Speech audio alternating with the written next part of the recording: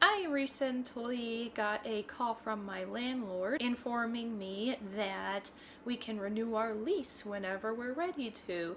And I was very, very happy to hear that because this house is the most accessible house that I've ever lived in. So I really like being here. It makes me very happy. It feels like a home and not just like a place I happen to live.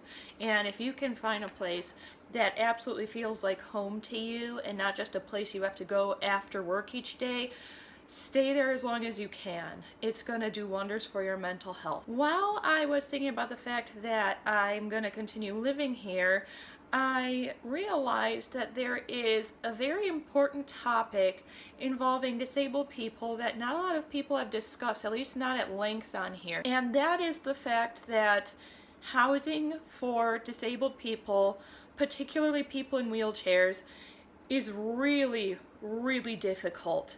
I actually moved out after my younger sister moved out, and our experiences were completely different. Now, that is not to say that if you're able-bodied, moving out or moving into a new place is easy. Not at all. I'm not saying that. I know that it's hard for everybody, no matter what background you're coming from. But I had a lot of specific challenges that were very different from hers. And if you are someone who lives with your parents or guardians right now and you're considering moving into your own place soon, I suggest that you watch this so that you kind of know what to watch out for. So first I'm going to kind of walk you through what happened with my sister so you can kind of gauge the difference between what happened to each of us. So she decided that she wanted to move out, and she didn't want to have to deal with landlords or paying rent or possibly getting evicted because the landlord suddenly decides they want to sell the house. She didn't want to have to deal with any of that stuff. So she decided it would be a better idea in the long run to just buy a house and become a homeowner first. Fair enough. So she went to the bank and she was like, this is kind of the budget I'm looking for. What kind of loan can you give me? What kind of things do I have to do to get the loan? They basically told her she just needed a specific credit score, a specific amount of lines of credit, and then they would give her a loan that was enough to cover the down payment of a house. And so she kind of knew what her budget was in terms of what kind of down payment she was going to be able to make, and she could think of, like mortgages and stuff, what she was going to need to do in the future after she bought the house to make sure that she could afford the mortgage payment. Hello. The process of getting the loan took her around 4 months or so, I believe, no more than 5 months. And so she was walking around with a realtor, just looking at pretty much any kind of house. She was looking not for anything too specific, mostly just something in her budget, and she ended up between 3 different houses and ultimately picking the one she liked best, putting the down payment on it, and she's still living there now, and that was like 3 or 4 years ago. And she's had, your odd house trouble, your typical issues you have, or like you've got a problem with your plumbing or something like that, but nothing too severe. Now you come to me. It was completely different. To begin with, most people who are physically disabled, again, I'm speaking as someone with experience being in a wheelchair. I can't really talk too much on like if you're blind or deaf or something. You'd have to ask someone who is blind or deaf because I'm not, which means I can't really speak on those experiences. But this is as someone in a wheelchair. I decided it's time to move out. I was done with being in my parents' house. I wanted to be more independent. And I thought about it and I realized because I'm in a wheelchair and it's pain related, the reason why I'm in a wheelchair, I don't make as much money as most able-bodied people. So it was going to be extremely difficult for me to do a down payment on a house yet. It was going to make more sense for me to rent and save some money while I was renting a house to ultimately buy a house later. So that's what I chose. I was like, okay, it's just going to be easier and cheaper for me to rent at this specific moment in time. Already right there, that choice takes us forever and is really difficult. And the reason for that is when you're trying to decide whether you're going to rent or buy, there are a lot of variables that go into it when you're in a wheelchair. You need to make sure that the place, if you're using like a realtor or something, or an app, that the place you're getting the house or apartment from is ADA compliant. Unfortunately, there are a lot of places that are not, and even though that's extremely illegal, no one really enforces those laws, so they just kind of get away with it. For example, the first place that I moved into was in no way ADA compliant. There were a lot of things over time involving the house that were not maintained well, no matter how much I asked them to try to come and maintain them, that were becoming a hazard to me as someone who uses a wheelchair and mobility devices. And I tried to call and complain on them and was basically just told, we'll look into it, and that was it. It got to the point where I just had to finally leave because no one was taking the compliance seriously. Editing Mads here. I just wanted to stop myself in the video really quick to bring something to your attention, because I know that after hearing that last bit, a lot of people are going to question why in the world I didn't get a lawyer involved, why in the world I didn't sue them for all of the compliance rules they were breaking. And the simple answer to that is a lot of us can't afford those legal fees. I don't know if you've ever looked into it, but hiring a lawyer for something like that and getting all of the legal fees to take it to court, or even to get some kind of notice out to the real estate agency that was not compliant, that stuff costs a ton of money that we don't have. And even if you get to the point where you get all the way to taking them to court for breaking compliance, yeah, you're going to get some assistance. You might get like your final month's rent back or something, but you're sure as hell not going to be able to pay your lawyer off of that. Where are you getting that money from?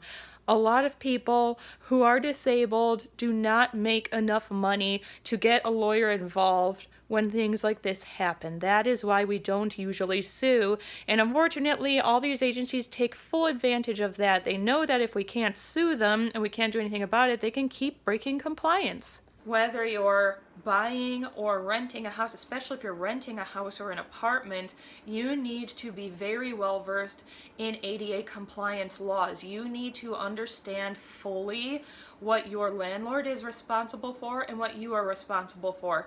There are certain things that your landlord has to provide you with to make sure the house is accessible to you, and if they do not, they're not in compliance. Unfortunately, not everything is covered by these ADA laws. Some stuff is just going to be difficult for you regardless. Now, I'm going to walk you through being someone who rents first and then someone who buys a home, so that we don't get all muddled up and confused. So, issues with renting a place when you are in a wheelchair. It's really hard to find a place that's accessible. A lot of the places we went to would claim on their website that they were accessible, and then it turned out, oh, their elevator has been broken for 3 years and they've just decided to not fix it. And they would sit there and argue that, like, oh, well, the only places for rent in this complex are on the second floor, but it's only 10 steps. Like, 10 steps isn't that bad. And I'm like, it is for some people. It might not be bad for you because you're able-bodied, but you're not speaking for everybody. So there were a lot of issues with things like that, trying to just find a place that was accessible. Even if an apartment complex had a unit for rent on the bottom floor with absolutely no stairs at all, half the time it was so small that I would hit corners trying to get around. There wasn't enough room for me in the unit to move around comfortably. That's a problem too. Don't assume that just because there's no stairs involved, the unit is going to be fit for someone in a wheelchair, because it might not be. The space in it might be really bad for you, and you need to prepare for that. Another issue with apartments specifically was appliances. Not all of them, but a lot of apartments these days come with appliances already installed, and they don't really want you monkeying around with them. And the problem is, I would finally find a place on the bottom floor that was wide enough that I could get through, and then we came to the appliances. I couldn't reach the stove, or I couldn't get to the top loading washing machine and there wasn't enough room for me to pull a chair up and sit there. And that's just kind of a problem because, again, even if you have an open floor plan and you can get through, and even if you are on the bottom floor with no stairs, if you can't do your laundry and you can't cook, you've got a bit of an issue. Now we come to renting houses.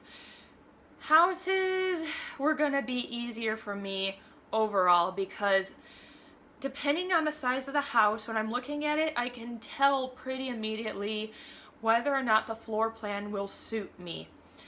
For example, with this house and the house I lived in before this one, I could tell that they were wide enough room to room that I'd be able to fit no matter what mobility device I was using and not be bumping into people or furniture the whole time.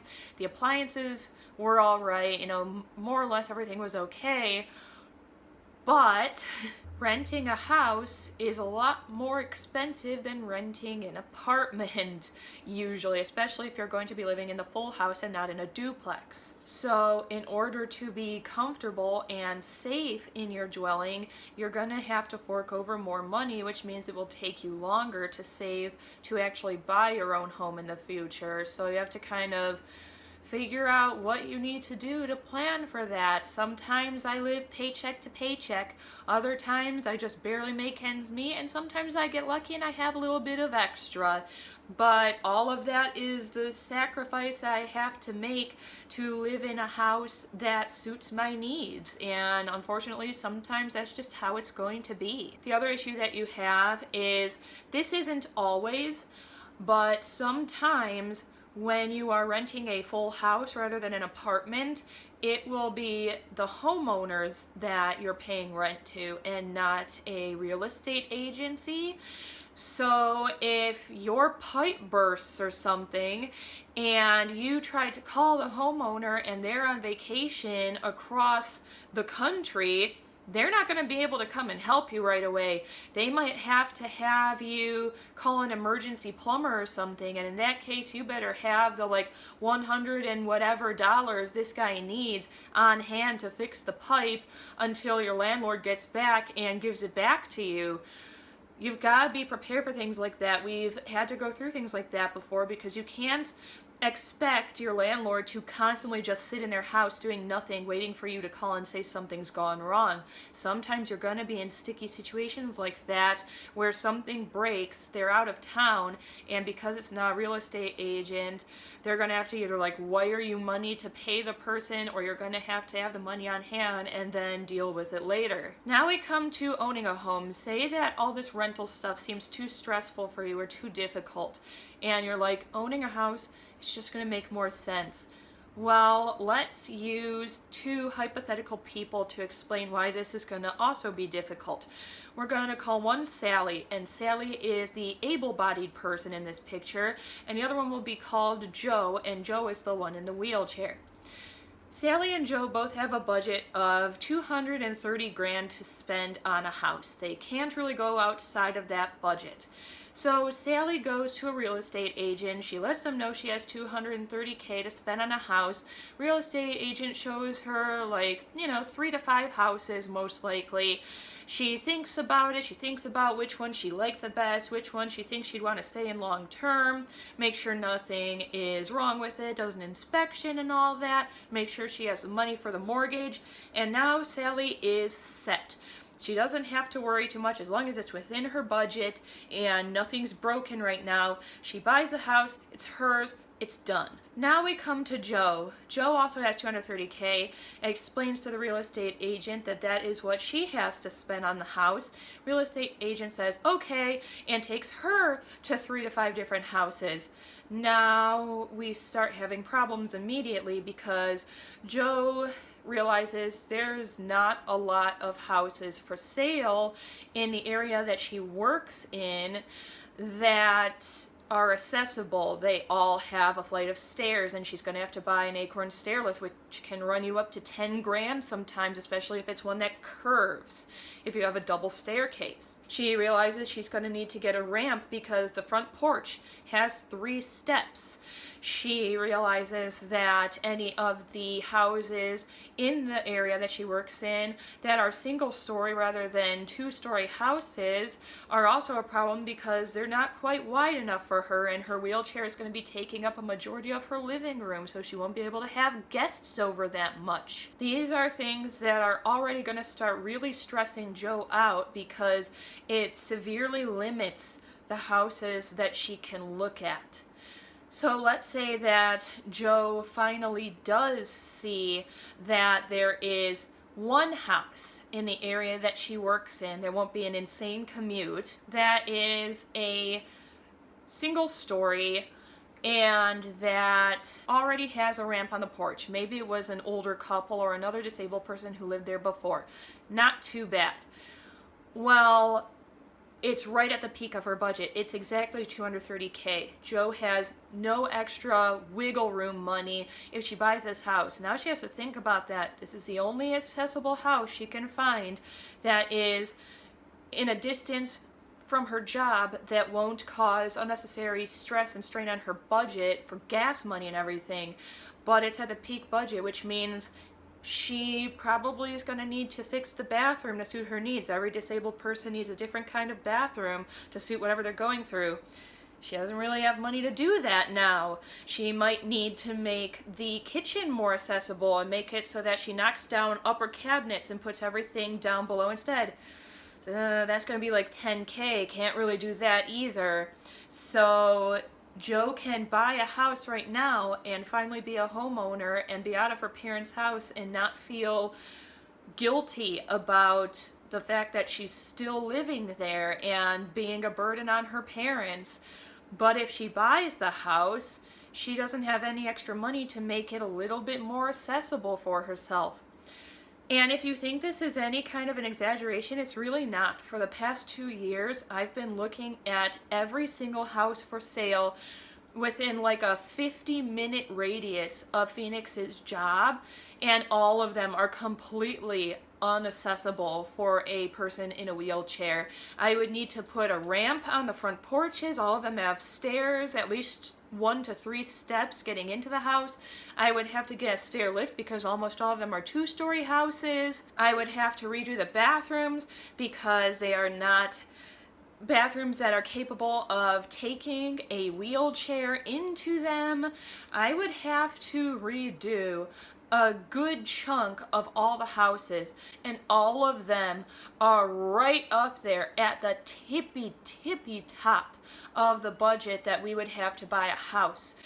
2 years now I've been looking and there's been nothing in this area. You have to spend a lot of money on that stuff and you don't have a lot of extra. And we have to sit there and decide, do we want to keep renting for a couple more years and save so we can finally have the first vacation we'll ever have in our lives as being a couple? Or do we buy a house and then have to save for another year for all of the things we need to do to make it more accessible for me and have her do everything for me? Because that's the other thing. It's like, okay, so maybe we decide, yeah, it's time. We want to buy a house already. But while we're waiting another year, since we blew our budget on buying the house, to make it accessible, I'm going to have someone who's like an assistant here with me all the time for hours a day until she's home because I won't be able to do certain things by myself.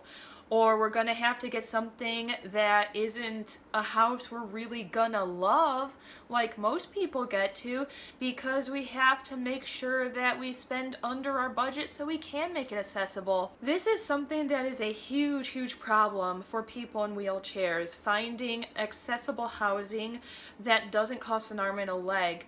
Some of the housing around here that would be perfectly accessible, I'd have to do nothing with, is well over $350K, pushing the $400K point. That's something we just can't do, and we're not alone in that. A lot of people are facing the same problem with looking for accessible housing. We need to do better, but the problem is, how do we do better? It's really hard because the houses that are up for sale across the nation are obviously houses that already exist. They're not ones you're building yourself. and they cost what they cost. It's whatever the real estate company marks them as.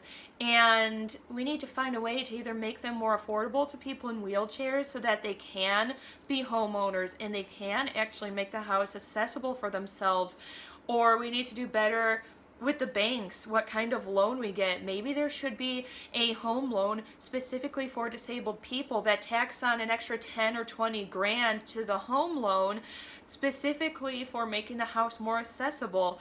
Editing Mads, interrupting myself again to let you know that I do realize that at least in America there are some home loans available for people with disabilities, but they are few and far between. You do not generally get them from the bank. You have to hunt down which states have them. There's maybe 2 in the entire state that I live in that I found, and then you have to jump through hoops to even get on them.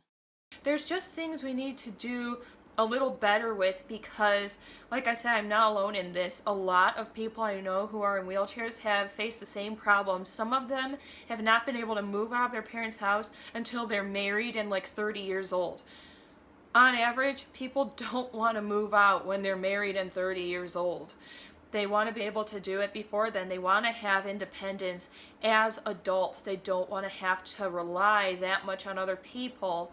It's just not a good feeling. I hope this kind of sheds some light on some of the hardships that disabled people have to face when looking for a place to live that a lot of able-bodied people kind of take for granted. And once again, I'm by no means saying that it's easy for able-bodied people to find housing. I understand a lot of people have issues looking for a place to live. But some of the stuff I mentioned that I have problems with and that other people in wheelchairs have problems with are something you'll never have to worry about. So maybe take that into consideration when thinking about, one of my friends is still living with their parents? Geez, like I saw some apartments open, why don't they just get one? Be a little more open-minded, be kinder, maybe talk to your local legislation or your banks and see if they're interested in doing anything to help with the housing market and disabled people. It wouldn't take much to make this easier for us, and I think that we deserve to have the right to affordable housing and decent housing, same as anybody else. So I hope you enjoyed this video and I hope you learned something from it, and as always, do something that makes you happy today, no matter what anyone else thinks about it, and I will hopefully see all of you again very soon.